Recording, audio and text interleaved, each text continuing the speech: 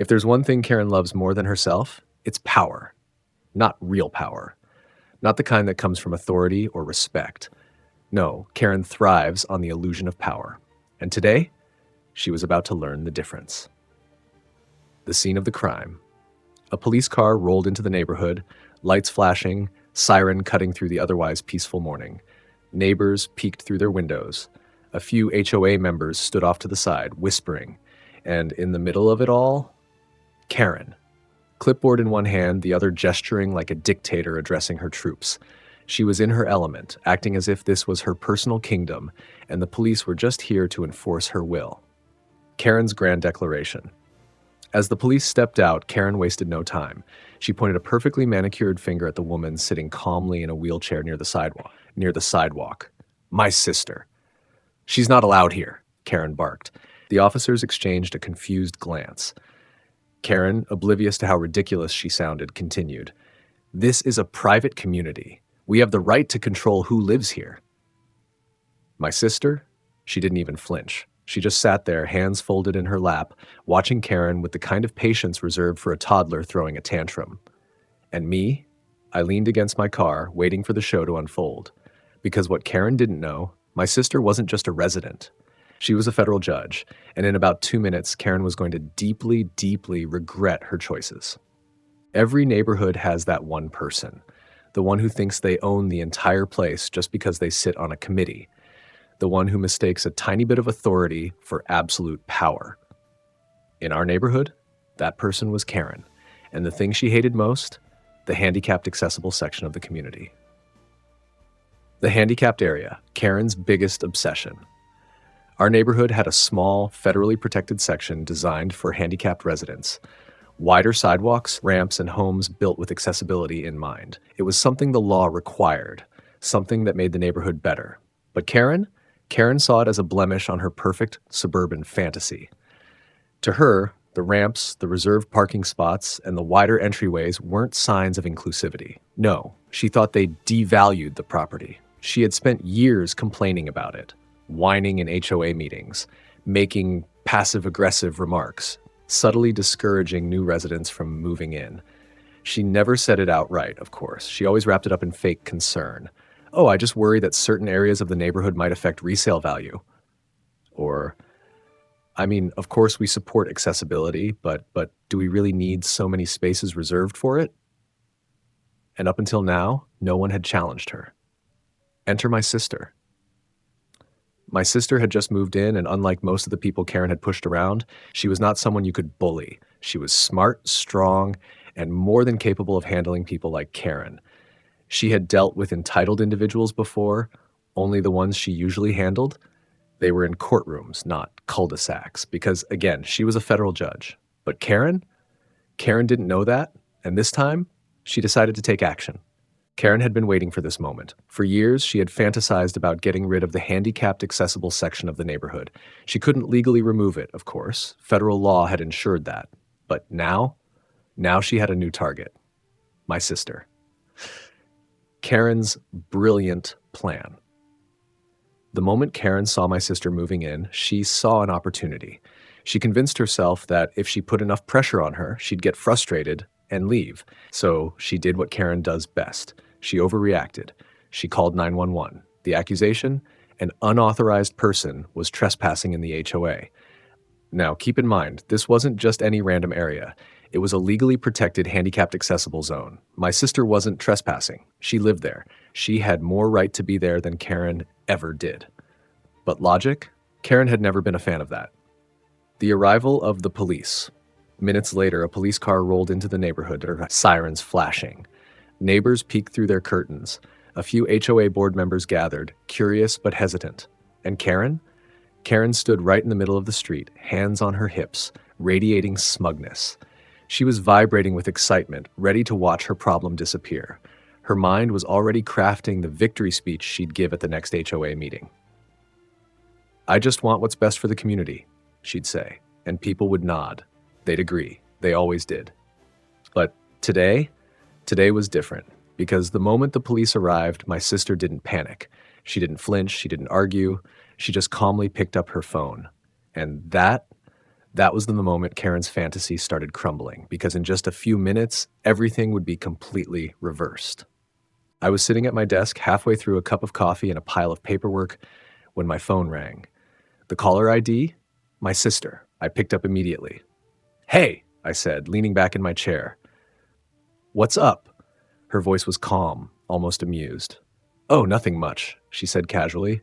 "Just that the local HOA thinks they can override federal law." I blinked, then I put my coffee down. "Come again?" The situation unfolds. She chuckled lightly, the way she always did when she found other people's stupidity entertaining.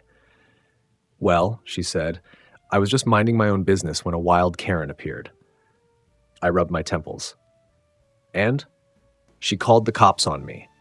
I nearly choked on my own breath. "She what?" "Oh yeah," my sister said, completely unfazed. "Apparently I'm trespassing in my own neighborhood." I exhaled slowly. Then, after a moment, I grinned. "Oh, this is going to be fun." Karen's biggest mistake. Karen had made a lot of bad decisions in her reign as HOA dictator. But this was a whole new level of stupid. She wasn't just harassing a resident. She wasn't just misusing emergency services. She had directly violated federal protections and had no idea who she was messing with. I glanced at the clock. Then, keeping my voice calm but amused, I said, "Sister, just sit there. I'll be right there." She chuckled again. "I'll be waiting." I grabbed my badge, my keys, and my coffee, then headed for the door. Because what Karen didn't know, she had just walked straight into a trap. Karen stood in the middle of the street, arms crossed, radiating pure self-importance. If she had a throne, she would have been sitting on it, issuing royal decrees to the gathered police officers. Instead, she had her clipboard. And in her mind, that was the next best thing. Karen's delusion of power. She tilted her chin up, speaking to the officer in front of her with the air of someone giving orders to their loyal subjects. "I expect this to be handled quickly," she said, voice dripping with condescension. "People like her don't belong in our community." The officer nodded politely, jotting something down. My sister? She just sat there, arms folded, waiting. Karen barely spared her a glance. To her, this was already over. She had won. And then I pulled up. A regular guy, or so she thought. I wasn't in uniform. Just a regular guy in a button-up and jeans stepping out of my car like I was just here to visit family. Karen didn't even look at me at first. Why would she? In her mind, I was nobody, just another bystander, maybe even a concerned neighbor here to support her crusade. I walked up to the officer nearest to me, hands in my pockets, playing it casual. "What's going on?" I asked. The officer barely glanced at me, flipping through his notepad. "This woman," he said, gesturing toward my sister, "is being held illegally in this HOA. The report claims she's trespassing." Karen's eyes flicked toward me now, finally noticing me. She saw a random man, and she saw an opportunity. She smirked. "Oh," she said, sickly sweet, "you must be a concerned resident." I turned to her. Her smile widened. She thought I was on her side. She thought I was just another guy who would nod along, agree with her nonsense, and let her get away with it. She had no idea. I nodded slowly, pretending to consider. Then I said, loud enough for the whole street to hear, "Well, before you go any further, you might want to know who this woman is." Karen's smile froze, and just like that, the first crack in her confidence appeared. For a moment, the street was completely silent. Karen's smug smile was still plastered on her face, but it was starting to falter. She could feel something shifting, but she wasn't sure what. Yet. I turned to my sister, grinning. "Would you like to introduce yourself?" I asked. She smiled, cool and composed, like she had been waiting for this moment. Then, without a word, she reached into her bag and pulled out her ID. The moment everything changed, she held it up, letting the light catch the official federal emblem. Then, in the calmest, most matter-of-fact voice, she said, "I'm a federal civil rights judge." Silence. Karen's brain short-circuited. Her mouth opened slightly, but no words came out. Her hands, which had been gripping her clipboard like a lifeline, loosened. She blinked twice as if trying to process reality. She had just called the cops on a federal judge for trespassing on her own property. The officer realizes the disaster he's in. The officer holding his notebook stiffened. His eyes flicked from my sister's ID to Karen's ashen face and then back to me. A bead of sweat formed on his forehead. Slowly, very slowly, he closed his notebook. He cleared his throat. This changes things. Karen finally snapped out of her daze. Wait, she stammered. This is a misunderstanding. My sister tilted her head. A misunderstanding? She repeated. You called the police because you thought you could override federal law. Karen gulped. The officer shifted uncomfortably, realizing he had just walked into a legal minefield. Karen's entire body tensed, because in that moment, she knew she was absolutely screwed. Karen's face was drained of color. The clipboard she had once held like a royal decree now looked useless in her hands. She had been so sure she was in control, so sure she could bend the rules to her will. And now, she was grasping at straws. Karen's pathetic attempt at justification. I don't know. Karen stammered, her voice an octave higher than before. I'm just following HOA rules. I arched an eyebrow. Really? I asked, my voice calm but firm. I took a deliberate step toward her. What HOA rule, I said, enunciating every word, allows you to kick a legal resident out of their home? Karen's mouth opened, then closed. She looked around frantically as if anyone would jump in to save her. But the gathered neighbors were silent. The officer said nothing, because we all knew. There was no rule. She had made it up. Karen's last desperate plea. Karen let out a nervous laugh, the kind people do when they're in way over their heads. This is all just a misunderstanding, she blurted, waving a frantic hand in the air. She turned to the officer.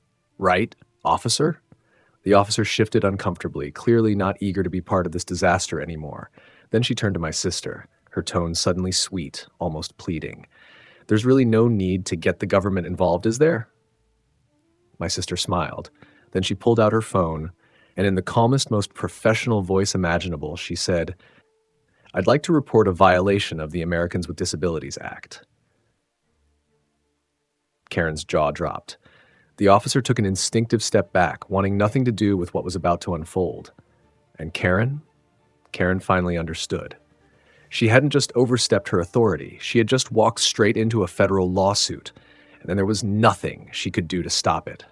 Karen had spent years making the rules, years bullying people into submission, years wielding her clipboard like a weapon. But today, the rules were against her. The police realized the disaster they've stepped into.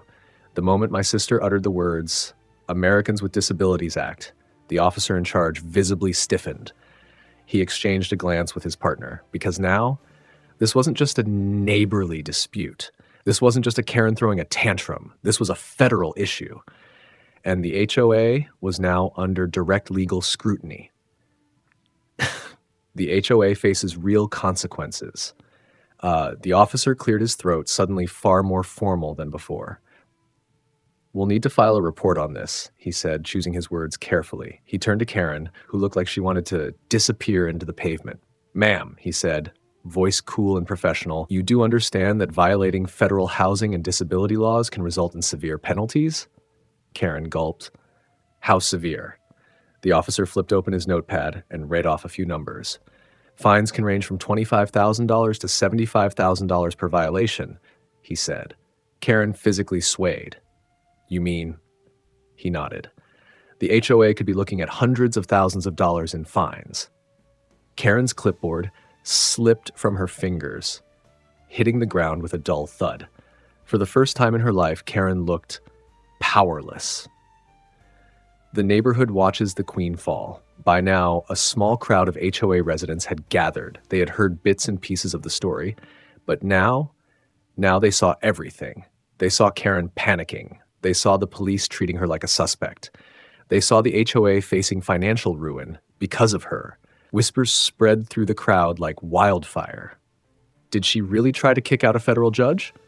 She's been power tripping for years. Guess it finally caught up to her. Karen's face burned red as she realized she wasn't in control anymore. Karen's last desperate attempt. Karen took a shaky breath, forcing a nervous smile. I think we can handle this internally, she said, her voice unusually soft. She turned to my sister, eyes pleading. Maybe we can, find a solution without getting the government involved? My sister? She laughed. Not just a chuckle, not a smirk, a full, genuine, entertained laugh. Then, shaking her head, she said, "No, Karen, I think this needs to be public." Karen's stomach dropped because she knew her reputation was about to be destroyed, and there was nothing she could do to stop it. Karen had always believed she was untouchable, that no matter how far she pushed people, no matter how many ridiculous rules she enforced, the HOA would always back her up. She had been wrong before. But now she was about to learn just how wrong she really was. The news spreads like wildfire. Within 24 hours, the entire neighborhood knew.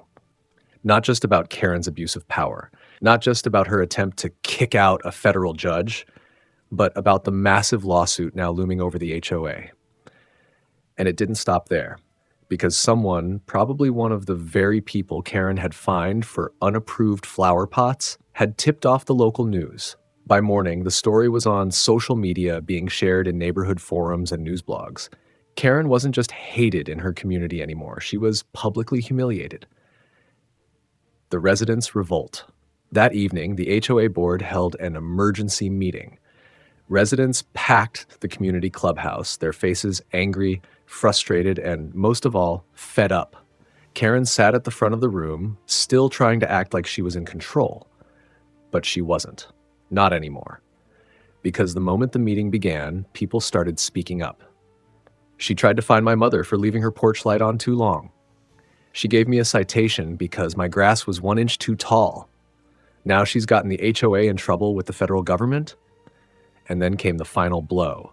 I moved to remove Karen as HOA president. Karen shot up from her seat. "Wait, you can't." I second it. She whipped around, her face pale.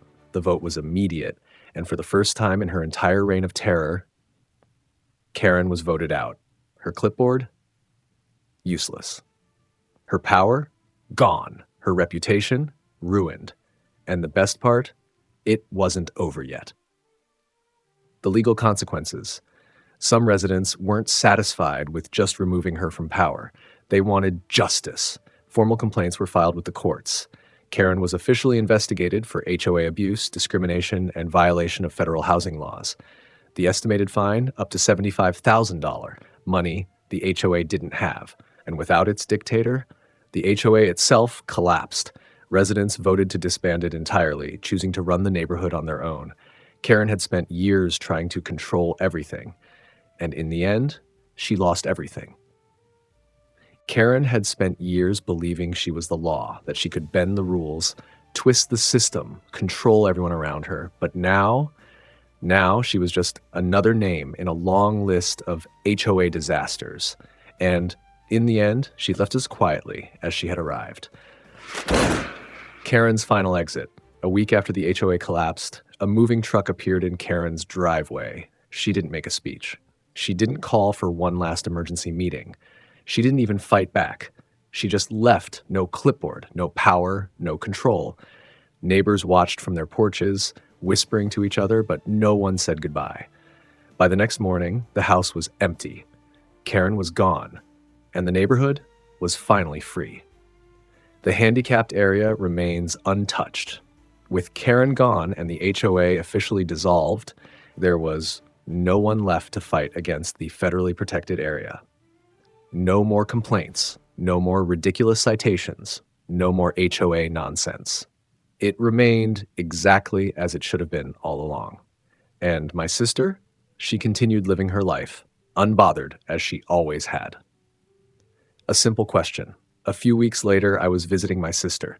She was watering her plants, relaxed, smiling, just like she should have been from the start. As I stood near my car, a young boy from the neighborhood rode up on his bike. He skidded to a stop, staring up at me with wide, curious eyes. "Hey," he said, "are you the guy who kicked the HOA's ass?" I smirked, shaking my head. "No, kid," I said. "I just came when called." The boy grinned. Then he pedaled off, disappearing down the same streets Karen once ruled. And me? I just smiled and walked away, knowing that justice had finally been served.